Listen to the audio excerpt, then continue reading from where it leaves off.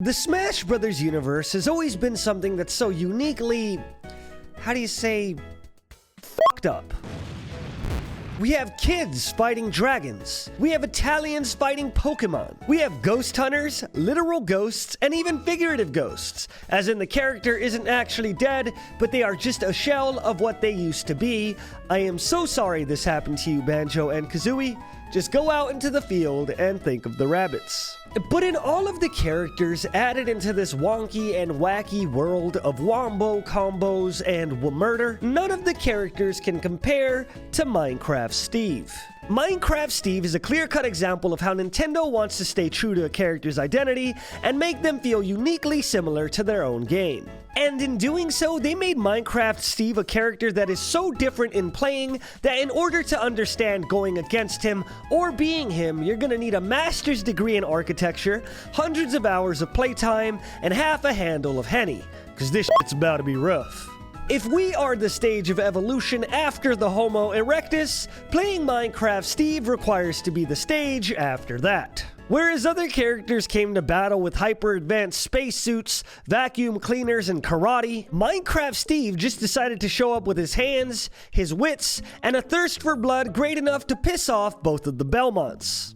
Bit of a lore joke. If you can't tell by now, Minecraft Steve doesn't belong in Smash Brothers. And I don't mean this in a negatively charged way. Block people are great. I have Block friends. In fact, one of my closest friends is Block. I mean that he literally plays like he's from a different game. It doesn't matter how good you are in Smash Bros. Because Minecraft Steve will flip the script on you like the Nolan brothers are doing gymnastics.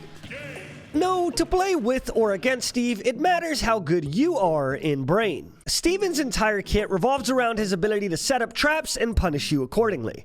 Unless, of course, he's too lazy to set up traps, then he'll probably beat your ass just the same. His moveset is built around mining, because that's kind of his shit. Based on the materials he has, he'll be able to create objects or upgrade the things in his kit. Meaning every single time he has a second to himself, he's just gonna... Now here's where things get fun. Steven's neutral special can build blocks in mid-air, which completely change how the game is played. It's basically like giving a human being the ability to see sound. It's cool as shit, but yo! What the fuck is happening? When used correctly, Steven can create gigantic opportunities off stage and mix up his recovery while doing so. When going up against a character with bad recovery, he can also build walls and hit him with the "I got him" GG's. I can't stress enough how much IQ and skill it takes to play this character correctly, but I can tell you that it's far more than I have myself.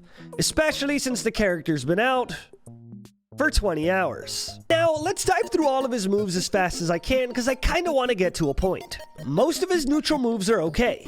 His neutral jab can be used while moving, and he can also jump with it. It does the same thing in the air. His up tilt combos great into other moves, and also does the same thing in the air. His down tilt works off of ledges and blocks, and is an incredible tool to zone and control. And for the price of 1 iron, he can dare and build a Looney Tunes ass anvil in the sky to give a new definition to Smash Bros. He can also abort at any time, making this an incredible zoning tool that will make you quickly understand to not stand under. His bear hurts and his fair spikes. His side smash is a sword swipe. His down smash is a basic bitch left and right lava attack, which sends opponents flying far off to the side. And his up smash is a magma block that he places for a few seconds, is unbreakable, and will completely make all of your attempts at attacking him from above null and void and stupid. Also, his up tilt combos into that, so that's a great starter for the match, huh? Basically, if you are above him, you will die. If you are below him, you will die. We're kind of zooming through these abilities, which is a very good thing, but before we get to the specials, did you know that the majority of the people watching this video aren't subscribed to the channel? I do my best to produce high-quality content Monday, Wednesday, and Friday, and I hope that you enjoy the content that I put out. Subscribing to the channel will really really help me out. So if you do subscribe, I love you, and if you don't, I love you just the same. Let's keep it going. Steven's neutral is a 3-parter. It mines, it builds blocks in midair, and if he uses it by a workbench, he will upgrade the items in his kit. You can also spawn the workbench next to you by pressing block and then pressing special. So I guess that makes it a 4-parter. Steve's down special is to put down a TNT. If he presses it again, he could build a pressure plate and give himself some distance away from the blast. It takes a while, and this ability is insanely hard to land, but be careful because this shit does enough damage to kill the player in real life. Steven's side B is the best move in Smash Brothers, hands down. Steve makes a cart and slides in a target direction, smashing into anyone in his path. If he's inside the cart, it does a lot of damage. But if he jumps out of the cart will then abduct whoever it hits and carry them off stage. Do you have any idea how funny that is? To make things better, if he has redstone, it will fucking misfire and go 3 times faster, hitting you like a goddamn truck and giving you a one-way ticket out of Smash Bros. Take that ass back to Marvel vs. Capcom 2. And his up special is some dog shit baby boo-boo garbage bad recovery that you should never ever use ever, or it will leave you open for like 9 minutes. And finally, his grab is a fishing line.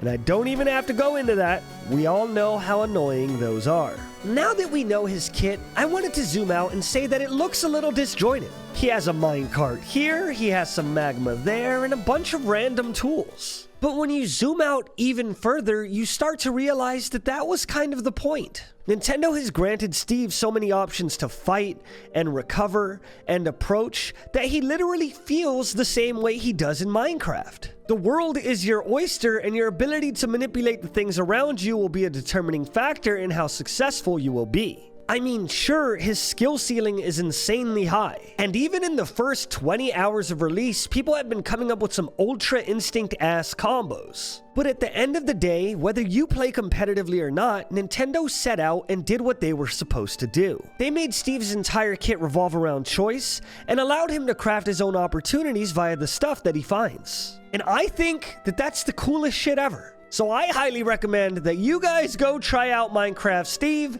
and see how fucking hard it is to play something so goddamn free. I'm Scooch, and I hope you guys enjoyed this video. I've been working on it since the second that he dropped, so I am so fucking tired. If this is your first time seeing me, I highly recommend you subscribe because I do my best to make these videos good. I hope you enjoyed it. Again, if you subscribe or if you don't, I love you the same. I just hope that I put a smile on your face. Okay? That's it. That's the whole video. Good job, Nintendo. Good job, Minecraft Steven. Now let's click this video that's on the screen. Let's click that, huh? Let's click that one. Let's see what's going on there. You guys want to check that out? Check that shit out, right? It looks enticing. Looks fucking sick, don't it? It do. I know it do. Just click it. Just click the thing.